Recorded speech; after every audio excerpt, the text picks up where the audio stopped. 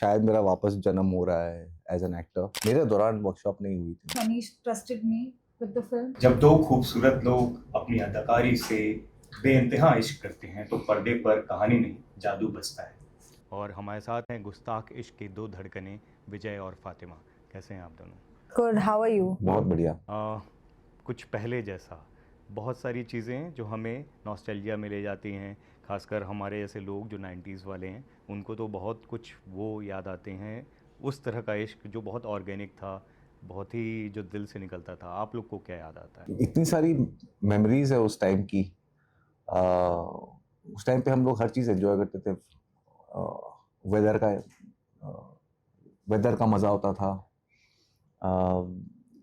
फिल्में जाके देखने का मज़ा होता था, फिल्म की लाइन में खड़ा होने का मज़ा होता था। ऑनलाइन कुछ बुक होता नहीं था, घर पे खाना आता नहीं था बाहर से। सो वो एक हर चीज़ के एक थोड़ा इंतज़ार करना पड़ता था हर चीज़ के लिए, और लोग इंतज़ार से डरते नहीं थे या इंतज़ार से कतराते नहीं थे।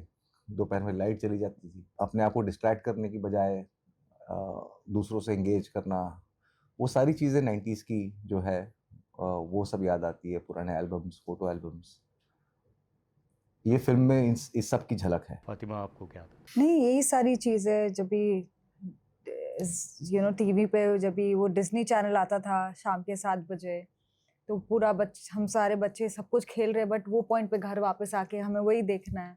वो सारी चीज़ें, वीडियो गेम्स बाद में आई थी, फोन्स बाद में आए थे, तो उसका भी एक चार्म था क्योंकि वो टाइम पे सिर्फ वो स्नेक वाला गेम होता था और पेरेंट्स नहीं देते थे, माँ बाप के फ़ोन होते थे तो उनसे भी परमिशन लेके खेलना पड़ता था। है ना? So much fun.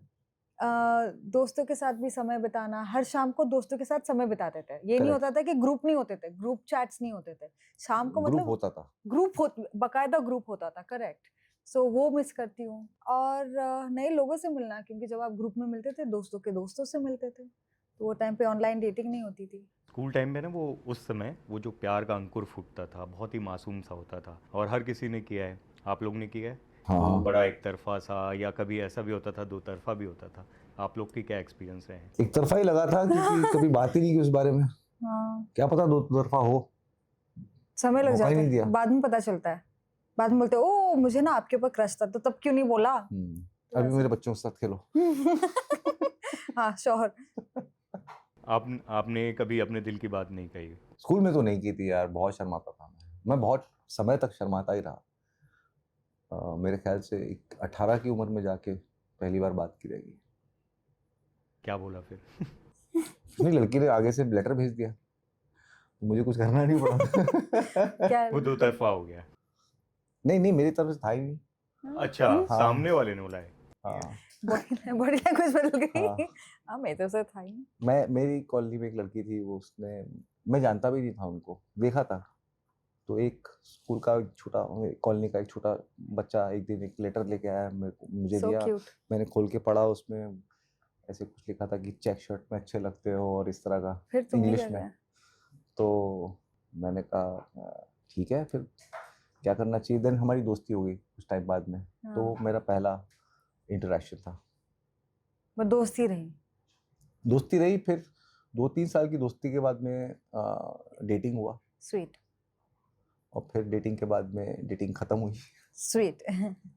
फिर खत्म ही हो गया। फिर खत्म हो गया। Fair फिर enough. किसी और चीज़ से इश्क हुआ? फिर मैं चला गया था पूना। हाँ, उसी पे आ रहा था मैं। हाँ, फिर मैं फिल्मों से इश्क हो गया। वो जो फिल्मों से इश्क हुआ ना, वो मेरे ख्याल से इश्क वो जुनून के हद के ऊपर है।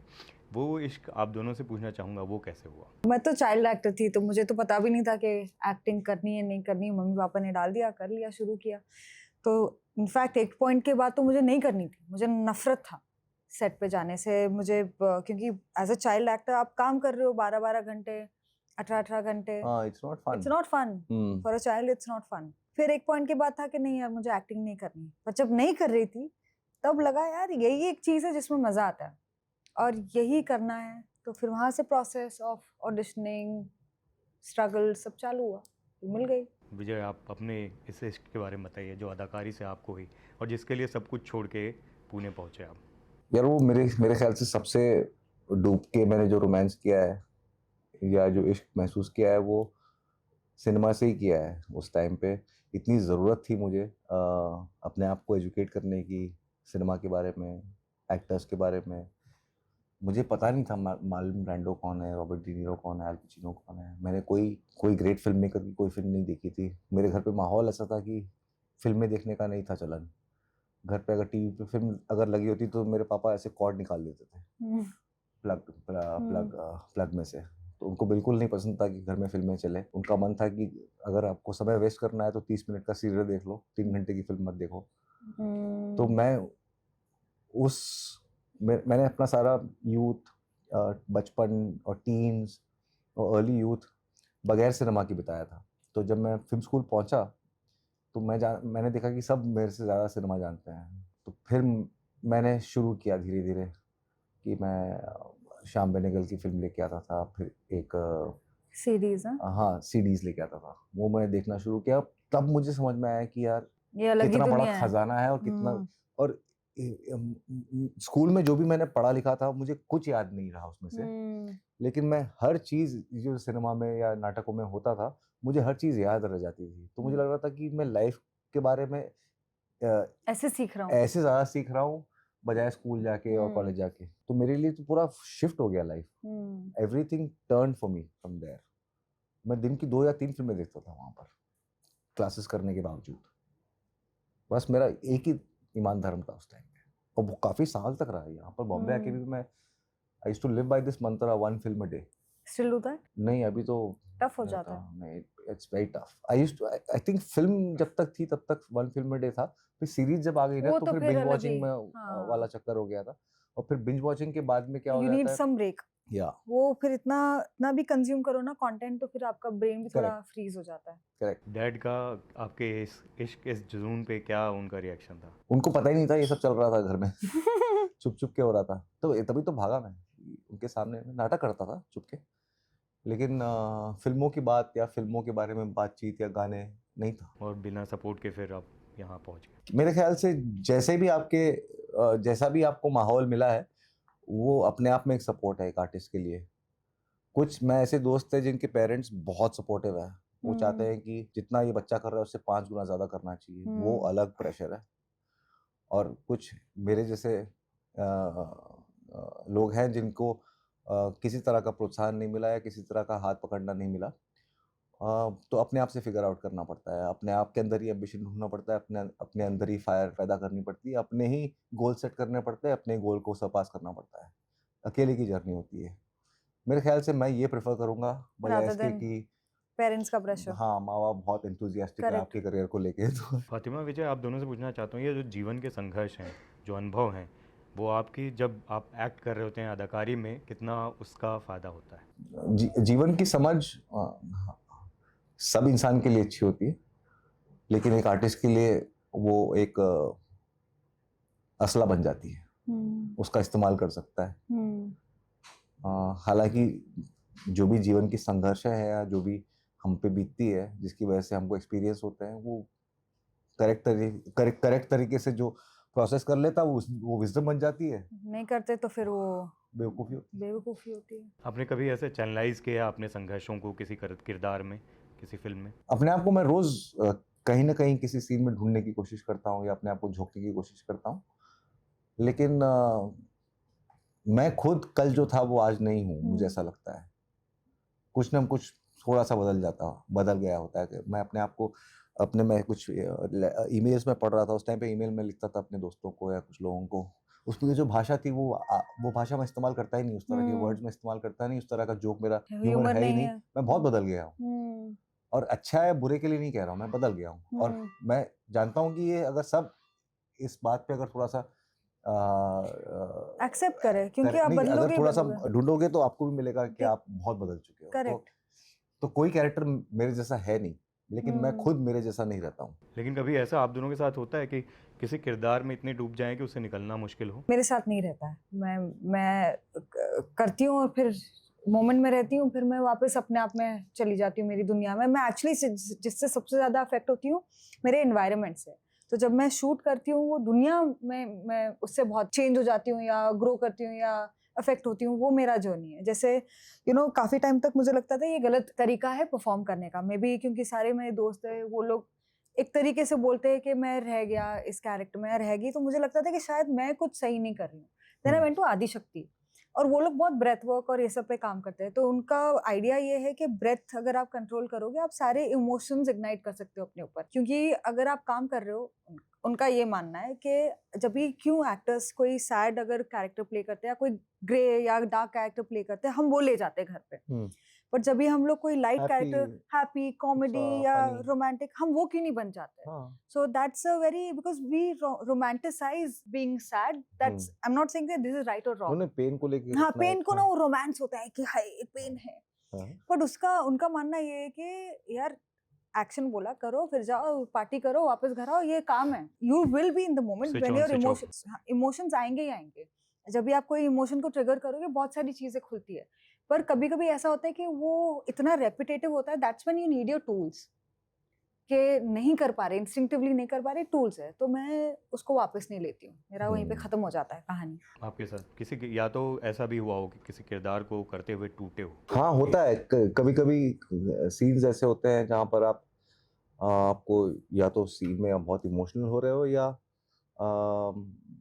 फिल्म, हालांकि फिल्म करते वक्त तो मैं डूब के कर लेता हूँ, लेकिन जब फिल्म खत्म हो रही होती है, पिछले आखिर के 2-3 दिन बचते हैं, और अगर मेरा एक्सपीरियंस बहुत अच्छा रहा उस शूटिंग के दौरान, लोगों के साथ मैं अगर करीब आ गया, लोगों के उनसे दोस्ती बहुत हो गई है, तो एक परिवार जैसा माहौल हो जाता है। तो वो जब खत्म हो रहा होता है तो वो मुझे थोड़ा सा दुख होता है कि ये जो हमने टेंट लगा के यहाँ पर सर्कस रचाया था, ये टूटेगा भी, और ये परफॉर्मर किसी और सर्कस में जाके भी करेगा, तो वो एक सैडनेस होती है। बट ठीक है, वो आदत पड़ गई है मुझे।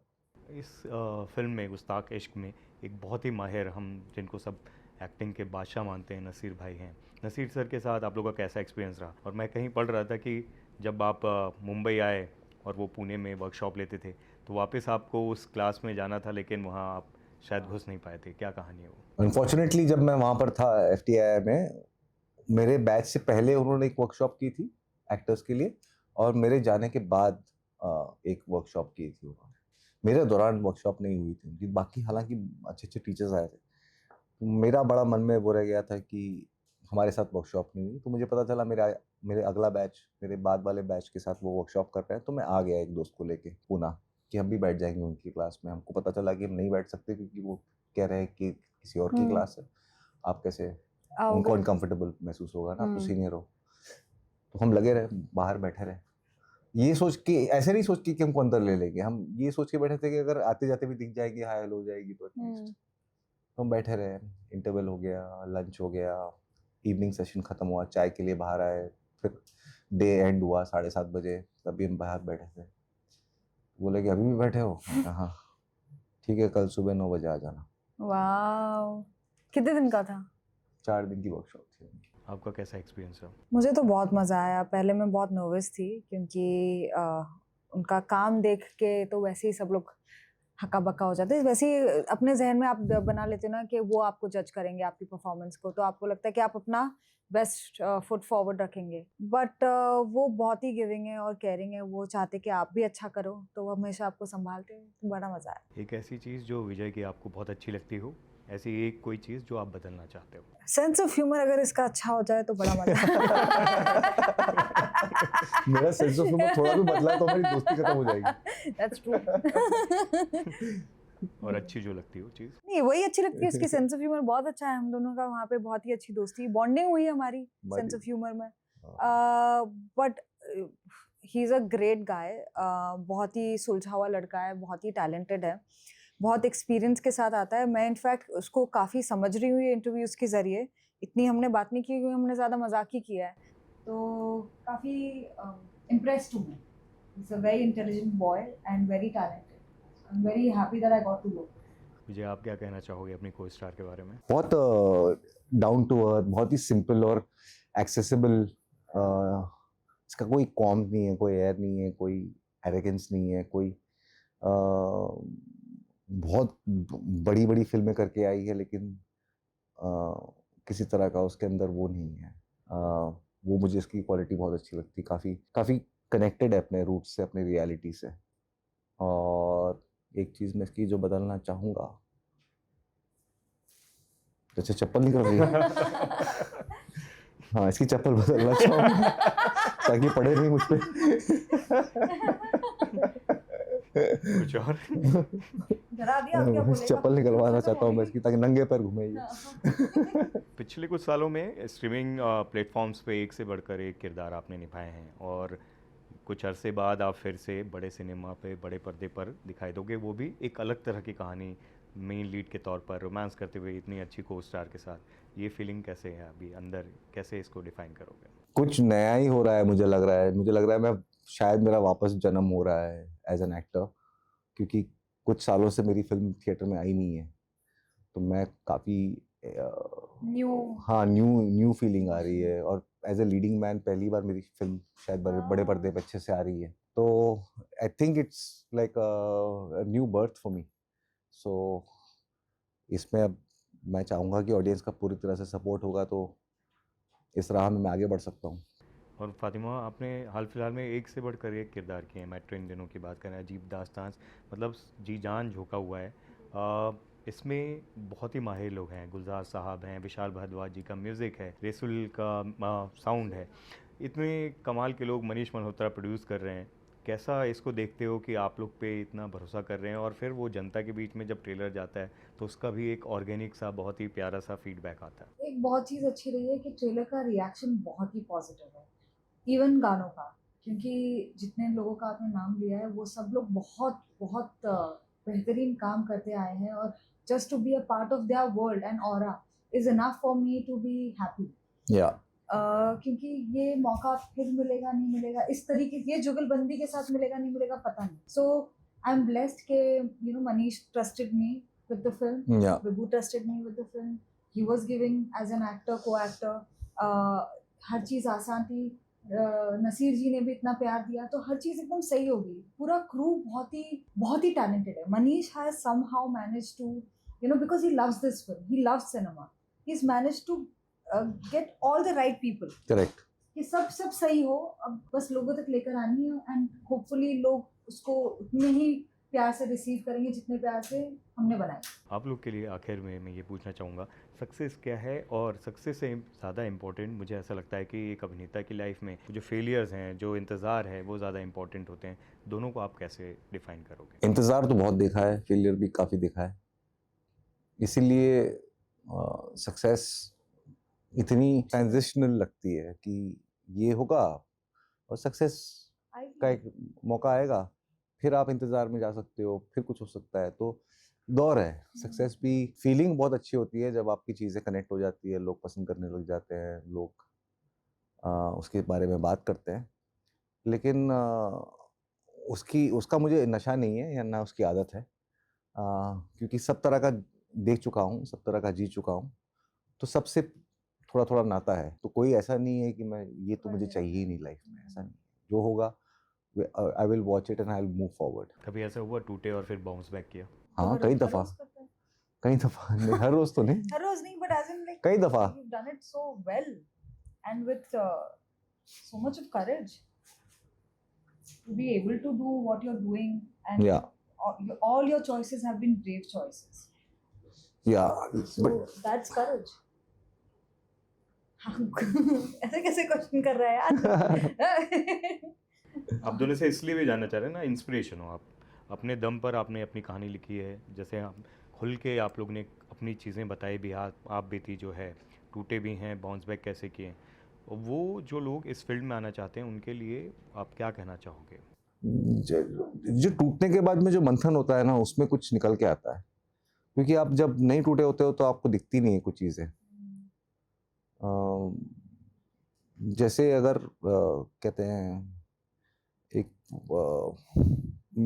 पानी की ग्लास में अगर थोड़ी सी मिट्टी डाल दो तो वो नीचे बैठ जाएगी थोड़ी देर में, और ऐसा लगेगा कि साफ है, सब कुछ बढ़िया है, सब कुछ बढ़िया है, लाइफ वैसी होती है, लेकिन थोड़ा सा उसको अगर हिला दो तो वापस पूरा एक कलर उसका वापस सब जगह पे आ जाता है। बट इतना ही ध्यान रखना है कि एक टाइम के बाद में ये सेटल हो जाएगा, यही सच्चाई नहीं है, बस यही है मेरे हिसाब से। नहीं, मेरा जैसे इसके जैसा ही है कि कोई भी चीज़ से अटैच नहीं रह सकता, कोई भी इमोशन से अटैच नहीं रह सकते, ना आप हैप्पीनेस से अटैच रह सकते हो, ना सैडनेस से, ना सक्सेस से, ना फेलियर से। बिकॉज अगर आप कोई भी इमोशन को पकड़ के बैठोगे, आप उसके आगे कभी जा ही नहीं पाओगे। और क्या आपको अगर कोई चीज़ फेलियर भी ना एकदम अच्छे से फील करो, रो धो, सक्सेस है तो एंजॉय करो, हर चीज़ को पूरी तरीके से एंजॉय करो। That is the only way, क्योंकि ये दिन वापस नहीं आए। आज हम जहाँ बैठे हैं, हम 3 लोग, ये वापस कभी नहीं आए। करेक्ट। तो इसको निचोड़ लो, और यही लाइफ है। ये जो इतने सारे लोग हैं, ये लाइफ है, कभी हिस्ट्री ऑफ यूनिवर्स में ये कभी रिपीट नहीं होगा। मुझे लगता है हो सकता है, ऐसा नहीं है। नहीं, हाँ। ये अलग होगा। अलग वो होगा। ऐसे नहीं बैठे हाँ। होंगे, ये ऐसे नहीं बैठे होंगे, पीछे ये वाला नहीं। पोस्टर नहीं होगा, हमने ये कपड़े नहीं पहने होंगे, ये तो हम अलग होंगे, हम थोड़े एज हो गए होंगे, आपके बाल का रंग अलग होगा, so it we won't be the same people. मेरे दांत थोड़े कम हो सकता है।